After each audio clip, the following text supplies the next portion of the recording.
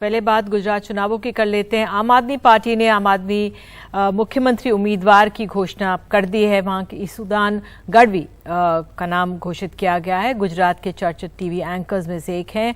Gadhvi OBC जाति से आते हैं और गुजरात की ओबीसी आबादी आपको बता दें 48% है और जून 2021 में इन्होंने आम आदमी पार्टी की सदस्यता ली थी। तो गढ़वी ने जब उनके नाम का ऐलान हुआ उन्होंने कहा कि राजनीति में आना आम आदमी का शौक नहीं है, मजबूरी है और गुजरात के लोगों की पीड़ा मुझसे देखी नहीं गई है। आपको बता दें अरविंद केजरीवाल ने घोषणा के बाद कहा है कि परिवर्तन का मन बना चुकी है गुजरात की जनता। गुजरात की जनता ने अपने नए मुख्यमंत्री का नाम चुना है।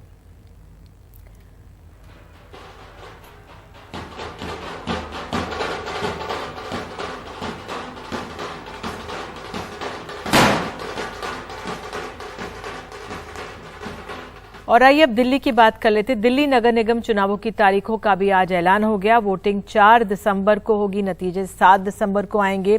दिल्ली में 70 विधानसभा क्षेत्र हैं, इनमें 68 सीटों पर एमसीडी के चुनाव होंगे। तीनों नगर निगमों को एक किया गया है और परिषद के बाद 250 वार्ड बने हैं। परिसीमन के बाद पहला चुनाव है और आधे वार्ड महिलाओं के लिए आरक्षित हैं। 42 वार्ड अनुसूचित जाति के लिए आरक्षित हैं, इनमें 21 महिलाओं के लिए हैं और जनरल कैटेगरी में 104 सीटें महिलाओं के लिए सुरक्षित की गई हैं। और अहम यह है कि किस तरह से दिल्ली के एमसीडी के चुनाव गुजरात के चुनावों के ठीक साथ हो रहे हैं। तो ऐसे में जो दिल्ली की सरकार है, मुख्यमंत्री है, उनका एक पैर दिल्ली में और एक पैर गुजरात में रहेगा और वाकई में समय कैसे बांटेंगे ये एक बड़ा सवाल रहेगा। और देश की बात में आज की सबसे बड़ी खबर, दिल्ली एनसीआर में जो प्रदूषण है वो खतरनाक स्तर पर पहुंच गया है। प्रदूषण के बिगड़ते हालात के कारण दिल्ली गैस चेंबर में तब्दील हो चुकी है। हर तरफ प्रदूषण के चलते धुंध की मोटी चादर बिछी रही। प्रदूषण के खतरनाक स्तर के पहुंचने के बाद पूरी दिल्ली में ग्रैप 4 लागू कर दिया गया है। दिल्ली में कमर्शियल ट्रकों के आने पर रोक है। डीजल से चलने वाले मध्यम और भारी वाहनों पर रोक है। ईंधन पर चलने वाली सभी इंडस्ट्रीज बंद हैं। निर्माण करने और ढाने पर भी रोक है। सरकारी निजी दफ्तरों में 50% स्टाफ आने की सलाह दी गई है। दिल्ली से सटे नोएडा में भी हालत खराब रही।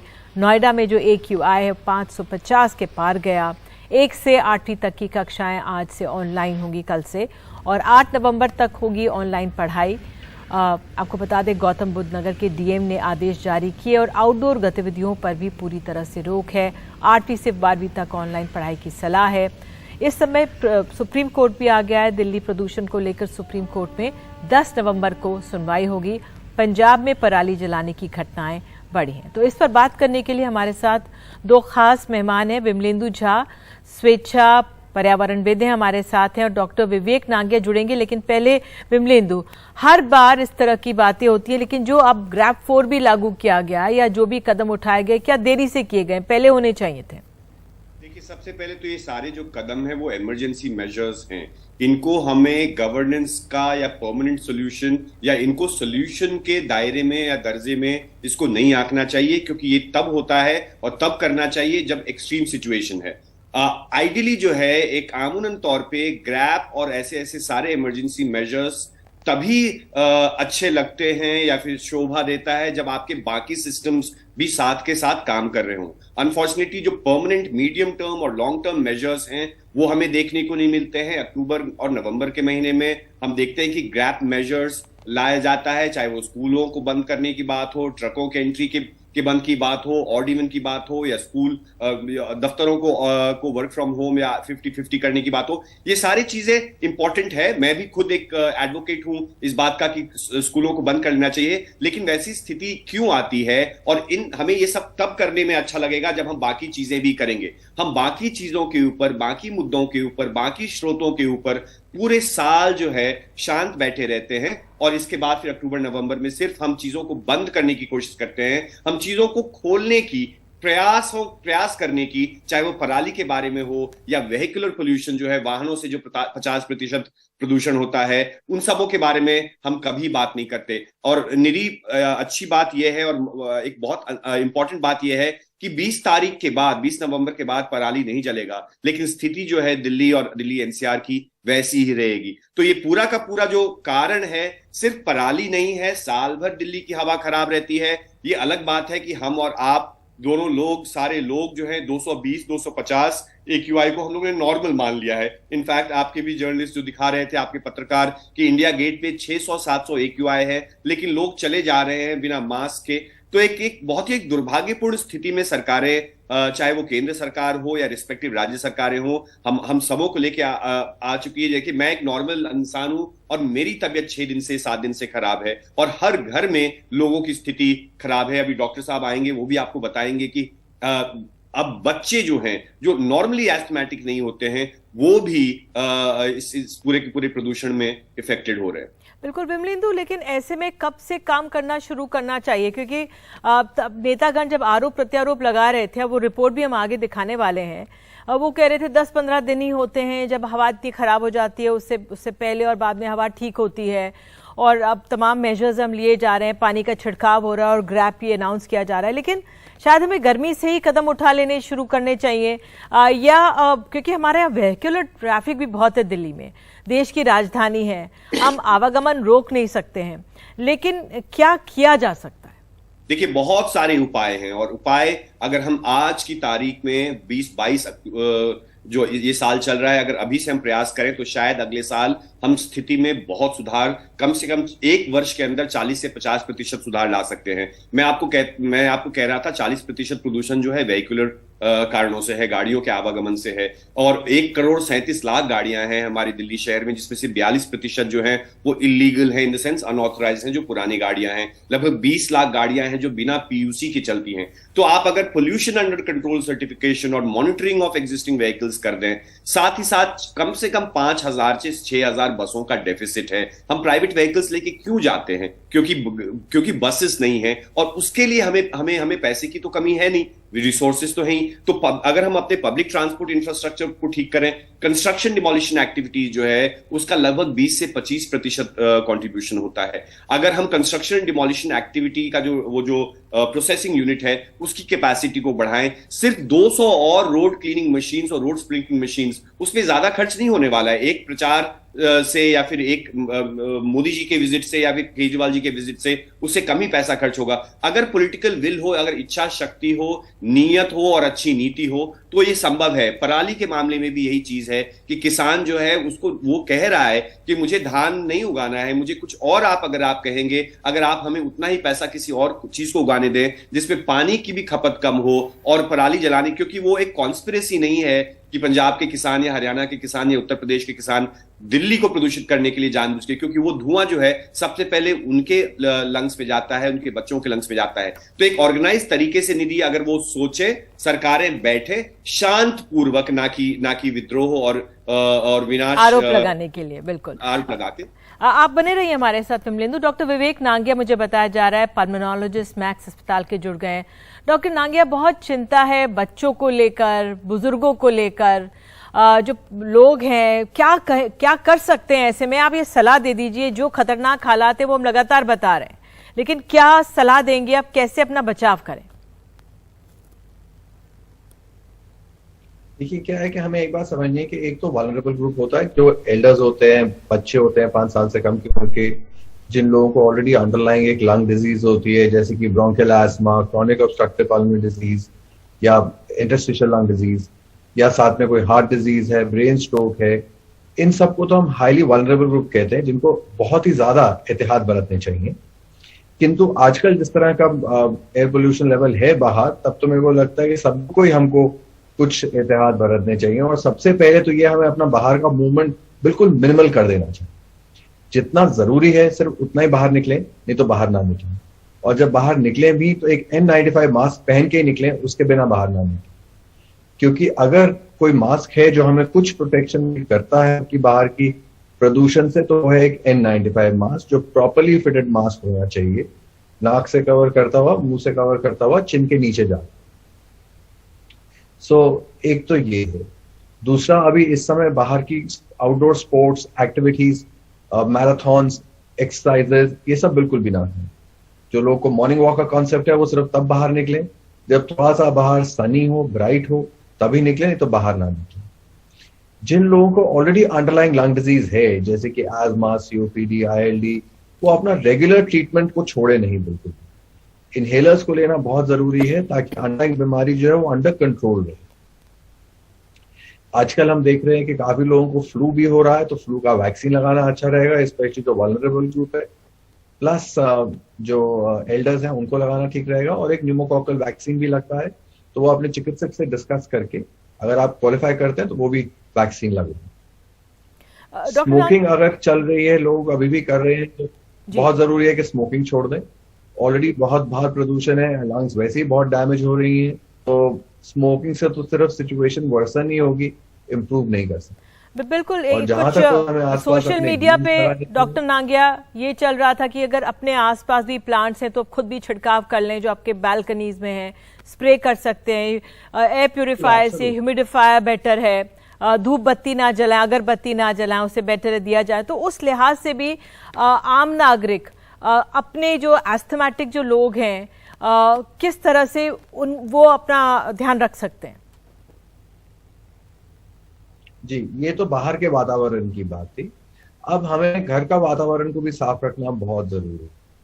सो उसके लिए जो है हमें पेट्स को घर के अंदर अलाउ नहीं करना चाहिए। डॉग्स होते हैं वो बाहर से मिट्टी धूल लेके आते हैं जो घर के अंदर फिर फैलती है। जो किचन है, किचन की सारी इक्विपमेंट वर्किंग ऑर्डर में होनी चाहिए, कोई धुआं वुआं नहीं निकलना चाहिए। अगर है तो चिमनीज हो या एग्जॉस्ट फैंस हो जो किचन को साफ रखें, मतलब हवा को साफ रखें। बाथरूम में एग्जॉस्ट फैन लगाने जरूरी है। घरों के अंदर जो है heavy carpets, heavy furnishing, heavy bed covers, ये सब अवॉइड करें। सिंपल पतले कॉटन की चीजों को इस्तेमाल करें ताकि वो डस्ट ट्रैप ना करें उसके अंदर। घर के अंदर धूप, अगरबत्ती ये सब ना जलाएं, उससे भी बहुत धुआं प्रोड्यूस होता है।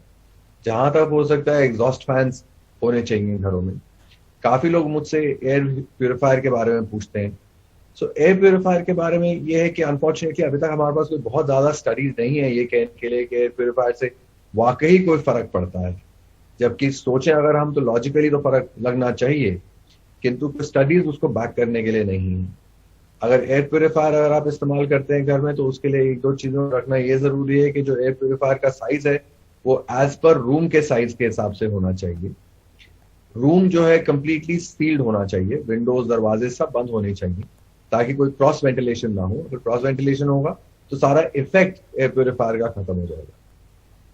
ये देखा गया है कि जिन लोगों को ऑलरेडी अंडरलाइंग एस्मा है और वो लोग एयर प्यूरिफायर यूज करते हैं, सो उनके लंग्स के अंदर इन्फ्लेमेशन का लेवल थोड़ा सा कम रहता है एज कम्पेयर टू अगर एयर प्यूरिफायर नहीं यूज करते।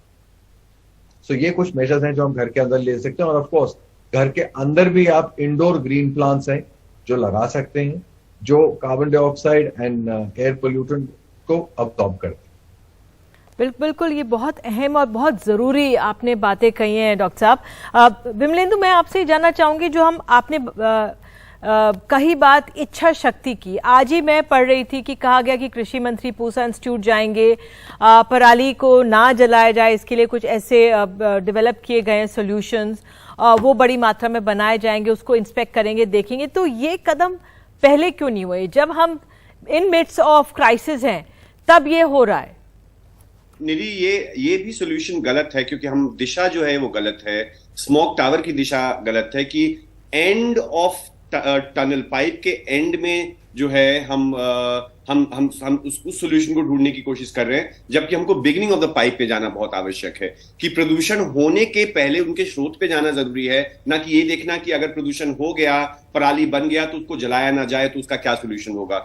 मैं और बहुत सारे एक्सपर्ट्स, सारे लोग कह रहे हैं कि स्टबल बर्निंग का सोल्यूशन ये है कि स्टबल बने ही ना। तो हम वही कह रहे हैं कि धान की खेती क्यों हो, 1 किलो धान चावल उगाने के लिए आप लगभग 4000 लीटर पानी का प्रयोग करते हैं। इमेजिन उसके चक्कर में क्या हुआ है कि पूरी की पूरी व्यवस्था पानी की भी खराब हो चुकी है पंजाब हरियाणा में, और हवा की खराब तो हो ही रही है। तो अगर हम फिर से ये ढूंढेंगे कि चावल के साथ साथ हम क्या कर पाए, अगर हम ये सोचेंगे कि हम अपने 1,37,00,000 कार के साथ हम क्या कर पाए, तब फिर हमें इसका उपाय नहीं मिलेगा। हमें चीजों को रोकना पड़ेगा, हमें अपने पाथ जो है, अपना जो रास्ता है उसको चेंज करना पड़ेगा। जो मैं आपको कह रहा था कि जब तक हम पब्लिक ट्रांसपोर्ट के बारे में बात नहीं करेंगे तब तक हम चाहे कितनी भी इलेक्ट्रिक व्हीकल्स और बाकी चीजों के बारे में बात करें, वो सोल्यूशन नहीं हो सकता है। हमें पब्लिक सोल्यूशंस ढूंढना पड़ेगा। हम देखिए दिल्ली शहर में हर घंटे 3 पेड़ काटा जाता है। अब उसको वो रोकना बहुत जरूरी है कि कितना और विकास संभव है दिल्ली में। नोएडा में आप देखिए हर जगह कंस्ट्रक्शन चल रहा होता है, हर जगह कंस्ट्रक्शन चल रहा है। तो इस तरह का जो एक हेल्थ इमरजेंसी है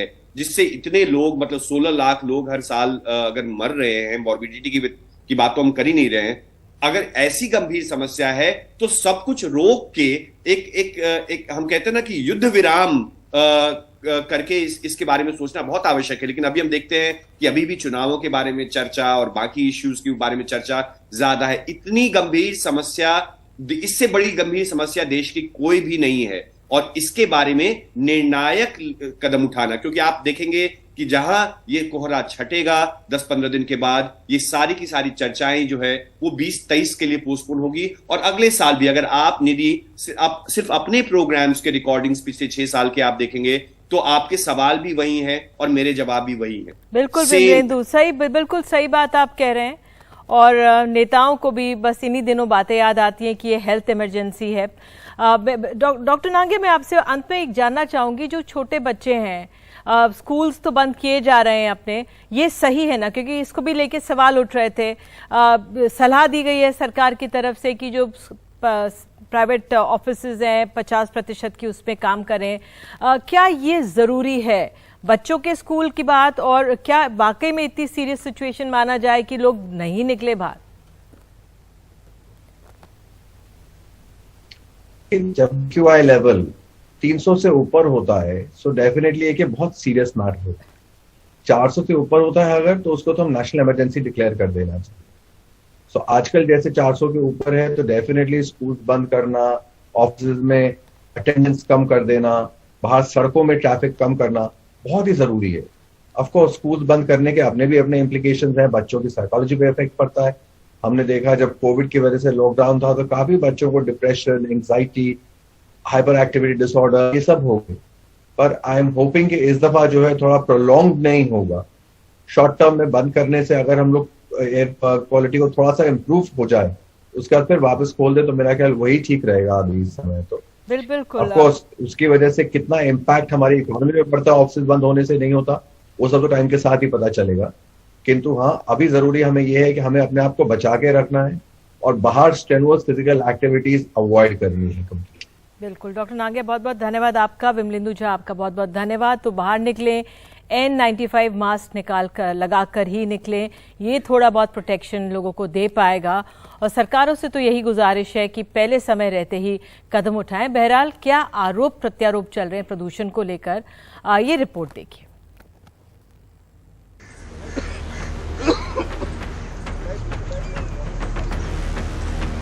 शनिवार से दिल्ली प्राइमरी क्लास बंद, 5वीं कक्षा से ऊपर के छात्रों की भी आउटडोर एक्टिविटीज बंद। दिल्ली सरकार के 50% कर्मचारी वर्क फ्रॉम होम करेंगे। साथ ही ऑड इवेंट लागू करने पर भी विचार। दिल्ली NCR में प्रदूषण का हाल देखकर राज्य सरकार ने ये फैसले कर लिए हैं। लेकिन दिल्ली की आप सरकार का कहना है कि केंद्र भी कदम उठाए। दिल्ली में हवा काफी खराब हो गई है, प्रदूषण काफी ज्यादा हो गया है, लोगों को सांस लेने में दिक्कत हो रही है। तो ये समस्या पूरे उत्तर भारत की समस्या है प्रदूषण की, और जाहिर तौर पे इसमें केवल आम आदमी पार्टी इसकी जिम्मेदार नहीं है, केवल केजरीवाल इसका जिम्मेदार नहीं है, केवल दिल्ली और पंजाब की सरकारें इसकी जिम्मेदार नहीं है। इसके कई सारे कारण हैं। इसके ऊपर स्पेसिफिक कदम उठाने पड़ेंगे ताकि पूरे उत्तर भारत को प्रदूषण से बचाया जा सके। ये पूरे उत्तर भारत की समस्या है। सवाल पराली से प्रदूषण का भी है, और इसके लिए सबसे ज्यादा जिम्मेदार पंजाब को ठहराया जा रहा है।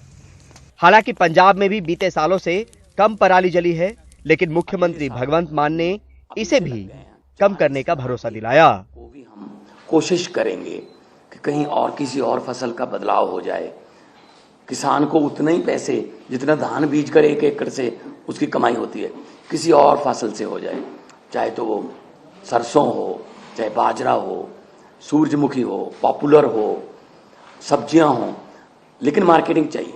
तो इसके लिए हमने अभी से काम शुरू कर दिया। वहीं केंद्रीय कृषि मंत्री नरेंद्र सिंह तोमर ने कहा कि बीते 4 सालों में केंद्र सरकार ने राज्यों को पराली की समस्या से निपटने के लिए 3,138 करोड़ रुपए दिए हैं और पंजाब को सबसे ज्यादा 1,400 करोड़ रुपए। कृषि मंत्री ने दावा किया कि जो 2 लाख मशीनें राज्यों को मिली है उनसे पराली का संकट खत्म हो सकता है, मगर इसके लिए मंशा चाहिए। 5-6 दिन पहले ही सभी राज्यों के साथ बैठक की है, जिस बैठक में सभी राज्य के अधिकारीगण या मंत्रीगण उपस्थित थे। आज भी ये कार्यशाला यहाँ संपन्न हो रही है। इससे पहले भी समय समय पर केंद्र राज्यों के साथ इस मामले में चर्चा करता रहा है, और भी कोई चर्चा करना चाहे तो केंद्र सरकार की ओर से आमंत्रित है। हमारे बिहार में एक कहावत है, भोज के वक्त कुम्हर रोपना। यही हाल प्रदूषण को लेकर भी है। चिंता मौसमी है तो ठोस हल भला कैसे निकले। नई दिल्ली से अपने सहयोगी शरद शर्मा के साथ परिमल कुमार, एनडीटीवी इंडिया। और देश की बात में आपको आगे ले चलेंगे। हिमाचल प्रदेश यहाँ के चुनावों में कांगड़ा सीट की अहमियत बताएंगे। क्या बीजेपी यहाँ पर चिंतित है? एक ब्रेक के बाद।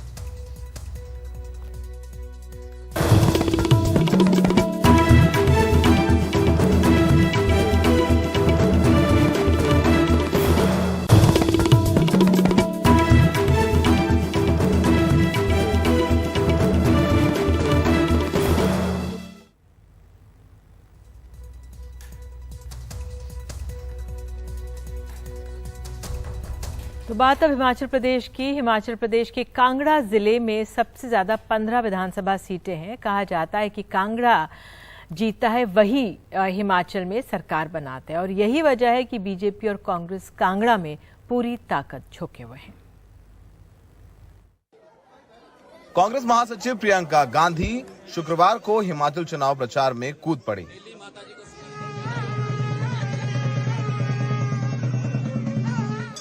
सबसे पहले वो ज्वाला देवी मंदिर पहुंची। वहां पूजा करने के बाद कांगड़ा जिले के नगरोटा विधानसभा में रैली को संबोधित किया। प्रियंका गांधी का स्वागत हिमाचली टोपी पहनाकर किया गया। कांगड़ा से 15 विधायक भेजने को तैयार है। प्रियंका की रैली में कांग्रेस हिमाचल में एकजुट होने का संकेत देती नजर आई। प्रियंका के मंच पर हिमाचल प्रदेश कांग्रेस के अध्यक्ष प्रतिभा सिंह और नेता प्रतिपक्ष मुकेश अग्निहोत्री साथ नजर आए। प्रियंका गांधी ने अग्निवीर योजना से लेकर पुरानी पेंशन बहाली को लेकर बीजेपी को घेरा। 1 रैंक 1 पेंशन ये तो नहीं हो सकता, मगर अग्निवीर स्कीम हो सकती है। अग्निवीर स्कीम हो सकती है जिससे सेना को ठेके पे दिया जा रहा है। आप अपने बेटों को सरहद पे भेजेंगे ताकि 4 साल बाद वो आके किसी ऑफिस में कोई कर्मचारी की तरह काम करेंगे। पुरानी पेंशन हम कहते हैं हम देंगे, किस आधार पर कह रहे हैं? इसलिए नहीं कह रहे हैं कि हम चुनाव के मंच पे खड़े हैं। हम इस आधार पर कह रहे हैं कि छत्तीसगढ़ में, राजस्थान में हमने किया है। हम दे रहे हैं पुरानी पेंशन। कांग्रेस पार्टी कहती है 1 लाख रोजगार दिलवाएगी। किस आधार पर कह रही है?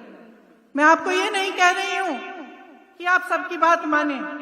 मैं आपसे कह रही हूं कि आप परख के, अपने अनुभव से, अपने विवेक से अपना मन बनाइए। बीजेपी हिमाचल की सियासत में कांगड़ा का महत्व जानती है। यही वजह है कि गृह मंत्री अमित शाह और यूपी के मुख्यमंत्री योगी आदित्यनाथ ने कांगड़ा की अलग अलग विधानसभाओं में ताबड़तोड़ रैलियां की।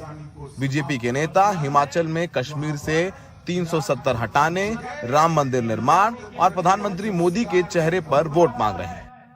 कश्मीर में धारा 370 कांग्रेस ने जबरन लागू की थी। वह आतंकवाद की जड़ थी,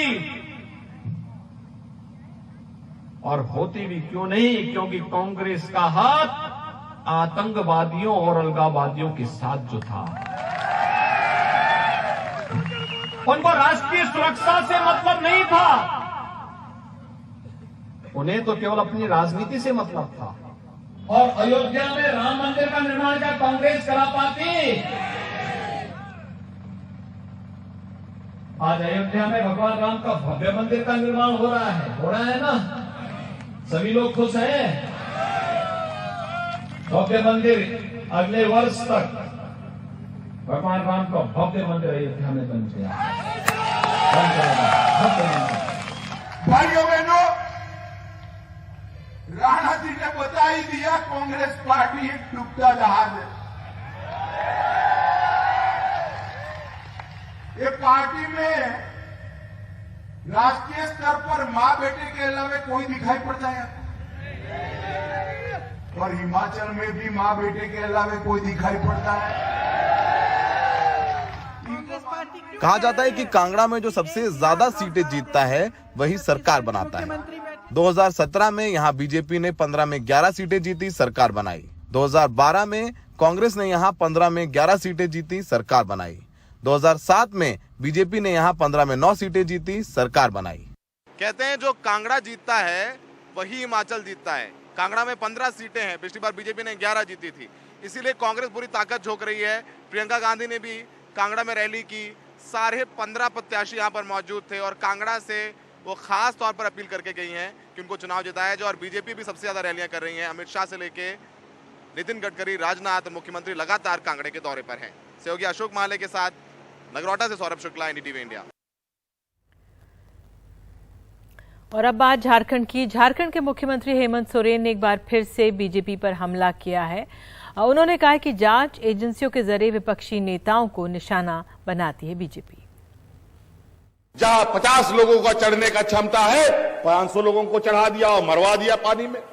ये लोग लाशों पर भी राजनीति करते हैं और अपना इस काला मुंह को छुपाने के लिए कभी सोनिया गांधी, कभी राहुल गांधी जी को ईडी का, सीबीआई का संबंध करेंगे, कभी मनीष सिसोदिया को, कभी अरविंद केजरीवाल को, कभी ममता बनर्जी को, कभी केसीआर जी को, अनेकों लोगों को। और भारतीय जनता पार्टी के लोगों को नहीं, सभी भारतीय जनता पार्टी के विरुद्ध में जो राज है वही इनको सारा षड्यंत्र दिखता है और इनके ये लोग सारे दूध के धुले हुए। बहरहाल आइए देश की बात में आगे बढ़ते हैं। आगे आपको ले चलेंगे हम कर्नाटक के तुमकुर में। यहाँ पर एक गर्भवती की प्रसव के दौरान मौत हो गई, बच्चे भी नहीं बचाए जा सके। नियमों की सख्ती क्या जिम्मेदार है, एक रिपोर्ट दिखाएंगे।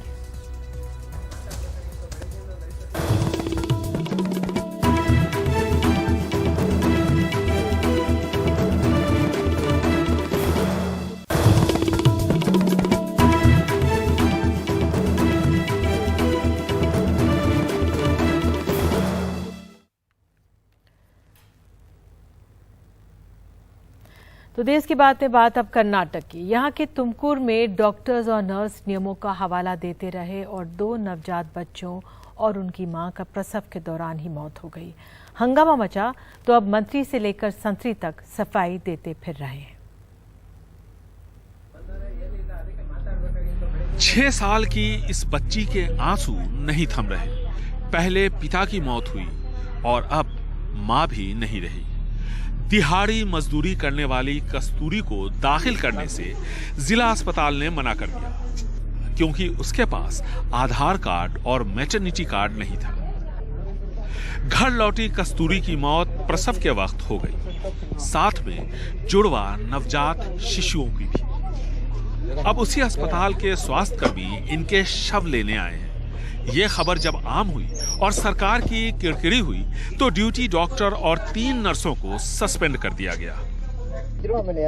इस मामले में हमने तुरंत कार्रवाई की है। ड्यूटी पर उस वक्त मौजूद डॉक्टर उषा को सस्पेंड कर दिया है। विधानसभा चुनाव नजदीक हैं, ऐसे में राज्य के स्वास्थ्य मंत्री दल बल के साथ तुमकुर पहुंचे। फिर ट्वीट किया कि सरकार ने कई बार दिशा निर्देश जारी किए हैं कि मरीज की हालत गंभीर हो तो डॉक्यूमेंटेशन पर जोर न दे, इलाज करें। स्वास्थ्य सचिव की देखरेख में 3 सदस्यीय समिति गठित की गई है जो 2 हफ्ते में अपनी रिपोर्ट देगी कि और कौन कौन लोग जिम्मेदार हैं इस जानलेवा लापरवाही के लिए। जो बच्ची अनाथ हुई है उसकी देखरेख और पढ़ाई का इंतजाम राज्य सरकार करेगी। 5 लाख रुपए उसके भविष्य के लिए सरकार जमा करने जा रही है। हमने इस मामले को काफी गंभीरता से लिया है। इसके साथ साथ हम कानून में भी संशोधन करेंगे और इस दिशा में हम जल्द ही कदम उठाएंगे ताकि इस तरह की घटना भविष्य में ना हो। आधार और मैटरनिटी कार्ड कानून बनाकर अनिवार्य किया गया, जिसे अस्पताल के कर्मचारी लागू कर रहे थे, लेकिन मानवता और विवेक को कानून के दायरे में नहीं बांधा जा सकता। ऐसे में साफ है कि इस जानलेवा लापरवाही के लिए जितने जिम्मेदार अस्पताल के कर्मचारी हैं उतने ही सरकार भी, जिसने ये जानलेवा कानून बनाया है।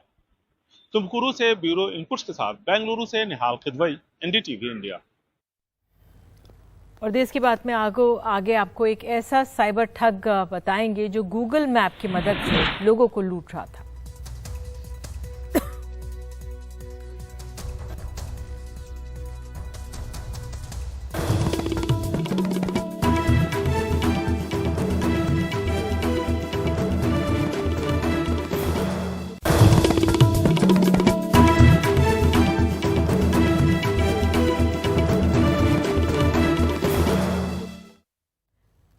तो एक खबर हमारे पास अब मुंबई से आ रही है।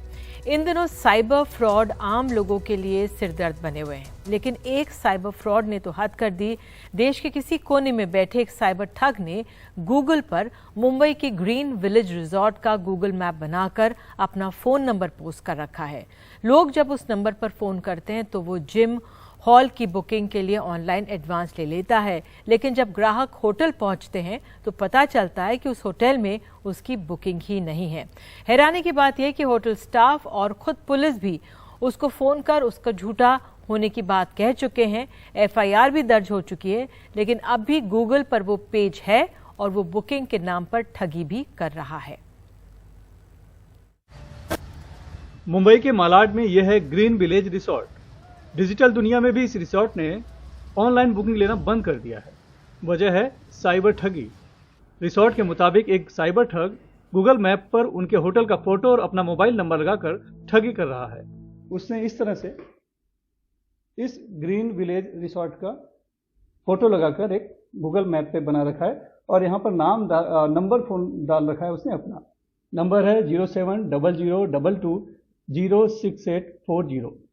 कोई भी जब सर्च करता है, इसके लिए सर्च करता है कि यहाँ पर ऑनलाइन बुकिंग करनी है, तो ये नंबर सामने आ जाता है। लेकिन यहाँ पर जब फोन करते हैं तो वो शख्स फोन उठाता है, यहाँ पर फोन नहीं आता है और वो बात करता है और फिर बुकिंग करके लोगों की ठगी करता है। हैरानी की बात है कि पुलिस में एफआईआर दर्ज होने और उसका झूठ बेनकाब करने के बाद भी वो खुलेआम उस नंबर से बातें कर ठगी कर रहा है। हेलो हाँ सर, मुझे एक रेस्टोरेंट में बुकिंग करना था 20 लोगों का। किसके लिए? ये किटी पार्टीज के लिए। ओके, हो जाएगा सर। एडवांस पेमेंट करना होगा। कितना करना है सर एडवांस पेमेंट?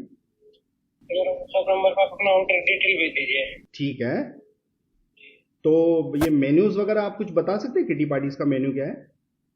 मेन्यू आपको व्हाट्सएप पर भेज दूंगा। ठीक है, ठीक। ये बताने पर कि मैं एनडीटीवी संवाददाता बोल रहा हूँ और तुम्हारा झूठ पकड़ा जा चुका है, तो उसकी भाषा सुनिए। हेलो जी, क्या नाम है आपका? अनिल मेहता। अनिल मेहता। अनिल, मैं सुनील सिंह बोल रहा हूँ एनडीटीवी न्यूज चैनल से। जी सर। और मैं ग्रीन विलेज रिसोर्ट में ही बैठा हूँ। जी सर। ठीक है, और यहाँ पर कोई अनिल मेहता काम नहीं करता है। आपके खिलाफ एफआईआर भी हुई है। झूठ बोल के आप लोगों की ऑनलाइन बुकिंग करवा रहे हो, पैसे लेके ठग रहे हो। पता है आपको? तुमको ठगा है क्या मैंने? हाँ, तुमको ठगा है क्या मैंने? बहुत लोगों को ठग चुके हो। यहाँ पे एफआईआर भी हो चुकी है। रिसोर्ट का दावा है कि ये शख्स अभी तक कई लोगों से लाखों रुपए ठग चुका है। लोग यहाँ आकर बताते हैं कि उनकी बुकिंग है, जबकि हमें पता ही नहीं होता। अभी तक बड़े बड़े तो एक 99,000 के है, एक 75,000 के है, 10,000, 6,000, 4,000 ऐसे बहुत सारे हैं। डेली ऐसे ही कंप्लेंट बहुत सारे आते हैं हमारे पास। मालवनी पुलिस ने रिसोर्ट की शिकायत पर एफआईआर दर्ज कर लिया है। ठगी के शिकार लोगों ने भी लिखित शिकायत की है, लेकिन साइबर ठग पर इसका कोई असर नहीं। आज भी खुलेआम खुद को ग्रीन विलेज रिसोर्ट का कर्मचारी बताकर ठग रहा है। रिसोर्ट ने गूगल से साइबर ठग का नंबर हटाने की अपील की है, लेकिन जब तक नंबर नहीं हटता उसकी ठगी जारी है। बांद्रा में ऐसे ही एक मामले में महाराजा भोग थाली सस्ते में देने के नाम पर एक साइबर ठग ने एक महिला के अकाउंट से 8 लाख से ज्यादा की रकम गायब कर दी थी। मुंबई से कैमरामैन धनेश के साथ सुनील सिंह, एनडीटीवी इंडिया के लिए।